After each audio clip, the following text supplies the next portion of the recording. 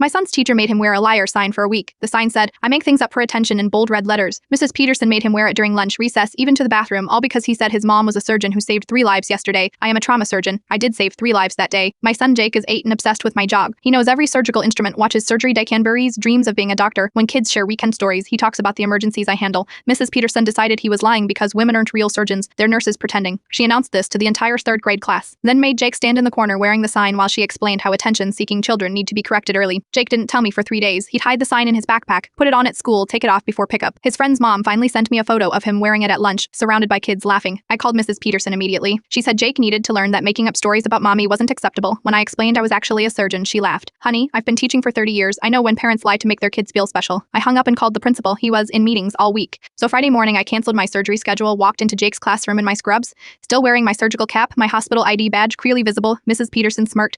"Nice costume." That's when I pulled out my phone and called the ER on speaker. My colleague, Dr. Rodriguez, answered immediately. "Dr. Chen, we need you for an emergency surgery. Motorcycle accident, internal bleeding. Can't come in today, Rod. I am teaching Mrs. Peterson about female surgeons." The class gasped. Mrs. Peterson's face went white. I opened my laptop and showed the class a news article from last week. Local surgeonomy's life, saving cripple surgery marathon. My photo was right there next to the mayor, thanking me. Then I pulled out Jake's harsh sign and held it up. "Mrs. Peterson, should we discuss who's been lying?" She tried to grab the sign. I stepped back and addressed the class. "How many of you were told your parents' jobs weren't real?" 15 hands went up. One girl said Mrs. Peterson told her that her mom couldn't be a pilot. Another boy said his dad couldn't really be a nurse because that's a woman's job. I started recording on my phone. Mrs. Peterson explained to the class why you think women can't be surgeons. She stuttered about traditional roles and not confusing children. The principal finally showed up, probably alerted by other teachers about the commotion. He saw the sign, saw my scrubs, saw my phone recording. "Dr. Chen, I am so sorry. You ignored my calls for a week while my son was humiliated." Monday morning, there was a new teacher. Mrs. Peterson was reassigned to administrative duties. The principal sent a formal apology to every parent she dismissed. Jake doesn't wear signs anymore, but Mrs. Peterson does a name tag at the district office where she files papers and can't poison any more kids' minds. Last week, Jake's new teacher invited me to career day. I brought surgical instruments, showed videos of the OR, explained how doctors train. The girl whose mom is a pilot presented next. Mrs. Peterson's replacement pulled me aside after. "Jake brags about you every day. He should be proud. You saved 3 lives last Tuesday, right?" 4, actually. Jake underestimates me. Jake now wears a different sign on his backpack, a photo of us in the hospital after my longest surgery. It says, "My mom saves lives. What's your superpower?"